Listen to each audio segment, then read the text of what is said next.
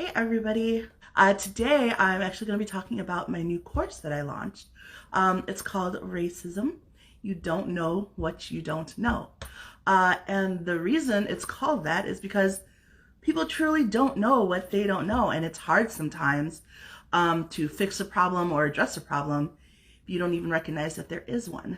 So I just want to take a couple moments. I've posted it on my page, but I know sometimes it's a little bit better when you hear directly from the person why they started the course and what their purpose behind it is. I just did a great live with my friend Drummond and we talked about it.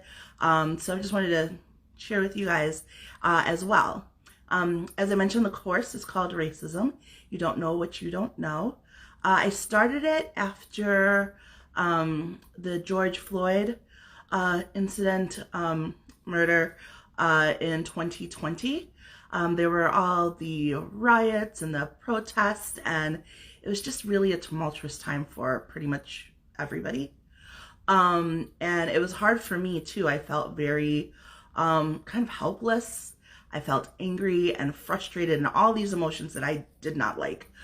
And then I also, at the same time, had some wonderful friends reaching out to me because they're seeing all of this happening in the news and the media and not really sure how to take it and what they can do to help.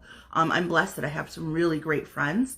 A little bit of back history for those who may not know. I was born in Liberia, but I grew up in upstate New York.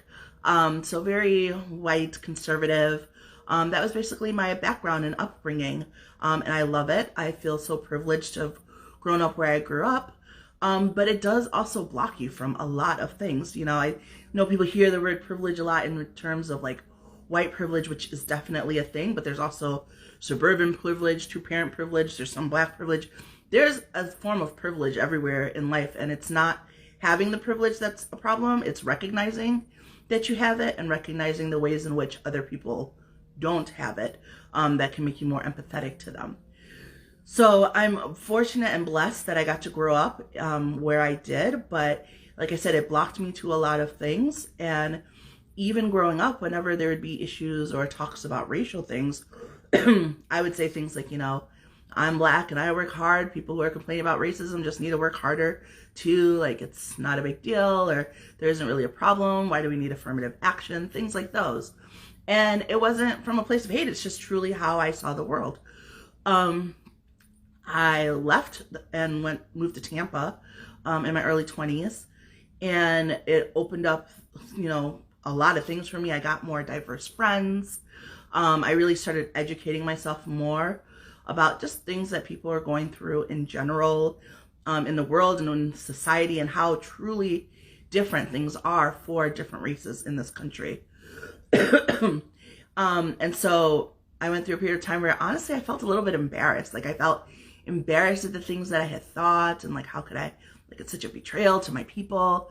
But you don't know what you don't know, and I didn't know. And once I did educate myself on those things, I worked to help in any way that I could, but also help educate others in any way that I could.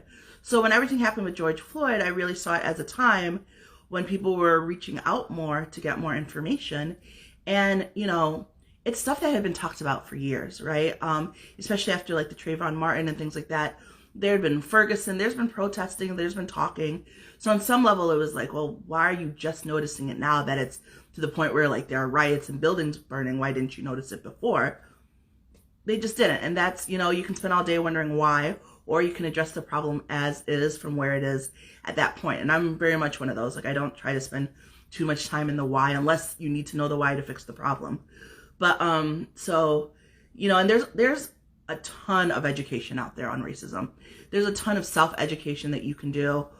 And I'm in no way, means, or form saying like my course is the best and will give you all the answers. If anything, my course is like an intro to the 101. Like, I help you like recognize it and then send you on your way to like some really, really great teachers out there who can go more in depth with you and talk about more specific things. But I feel like if you're not at a place where you can even acknowledge that stuff, or where you're even aware of those things, if you jump right into one of those, it's really easy for people to feel defensive, or to feel like, well, what are you talking about? You know, that's not a problem, or that's not what I've seen. So I think the first step is really acknowledging it and really realizing that you need to be anti-racist, not just not racist, because not racist, there's a lot of people who are just not racist, which is good. I think we talk about the word so much that people are like, oh, everyone's racist out there. They're not.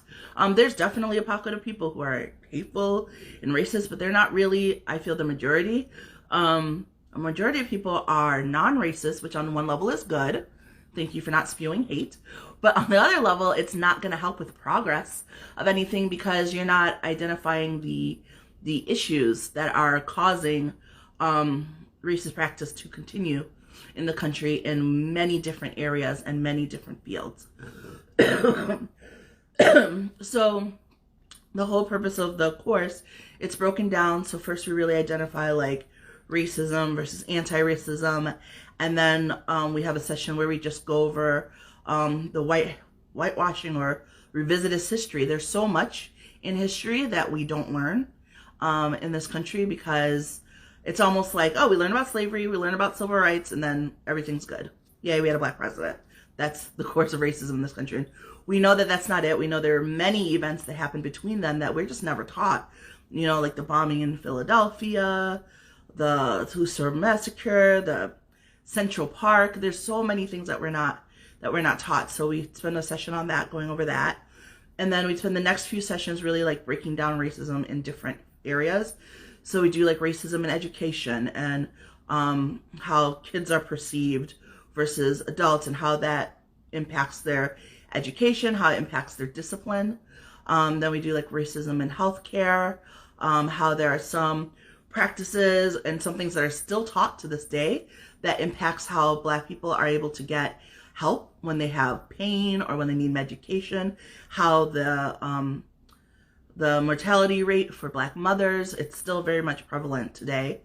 We talk about the criminal justice system, the school to prison pipeline, the 13th Amendment and how that changed and caused an influx in prisoners, for-profit prison systems.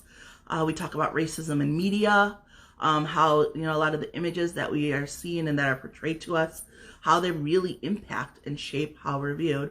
So we break those down, and then we also end it, because I'm not just gonna give information and be like, okay, you're done now. We're gonna talk about it, but we're also going to say like, what now? Like, what can I do? Because I like to think people want to not just learn, but figure out like how they can help going forward, whether it's just spreading the word, whether it's having conversations with people, whether it's getting out on the ground.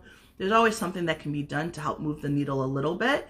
And it's an issue that is so like huge and big, and it can feel really all encompassing. But if we all take like individual responsibility and ownership for making it just a little bit better, if everybody did that, we would actually make those big moves that we need to make. And so this is me just doing my little part to hopefully help more people get in touch with their little parts to hopefully spread it and make things bigger. The biggest thing for me with the course, and I have each session tapped at 10 people because I want it to be conversational. I want us to be able to have these conversations, talk about it. I want it to be I know it's kind of a buzzword, but I want it to be a safe space for people to really feel like they can talk and ask questions and really go over what we're learning. It's not a space to argue if racism is real, if it's not.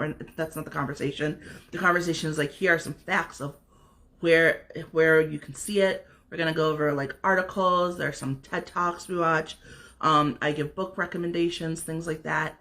I've run the course previously, and everyone who attended it really took a lot from it, which makes me happy. That was the purpose, and that was just me creating it for some friends, coworkers, and families that I thought might want to learn a little bit more, and it was well received, and that's why I'm launching it on a bigger level. But yeah, I really just want people to feel like it's okay to ask those questions. I think that there are a lot of people who would be down for those conversations, but they're scared. I think it's easy to tell people to like champion our cause and to, fight against racism, but then they say the wrong thing and they're like, oh, that's racist, or oh, that's, horrible, or oh, you're being a white savior. And at that point, then who really wants to talk and who really wants to help? There's nothing wrong with holding people accountable and calling them to task, but I think there's something to be said for helping those that want to learn. I think there's something to be said for giving tools to people who want the tools. And so that's why I created the course. I do other workshops for businesses and for other topics, but this one's also really near and dear to my heart, so I wanted to do a live about it and talk about it. You can always DM me if you have any questions. The courses right now, you can sign up for it as individuals, but I do also offer it for businesses, schools, organizations. So if you have a group, and I can condense it as well. Right now it's 8 hours. We can make it shorter. And we can also cater it to your organization or things like that. So very flexible. Feel free to email me or DM me any questions. And I hope that you will consider not just taking it, but sharing it as well, and taking the time to educate yourselves. And even if it's not with me, like I said, there are others as well out there who have a vast amount of knowledge, and my thing is just educating yourselves. You know, you don't know what you don't know, but once you know better, you do better, as they say. So I'm just trying to do my little part to help people know better so we can all do better. So yeah, message me if you have any questions, and I hope you have a great Thursday.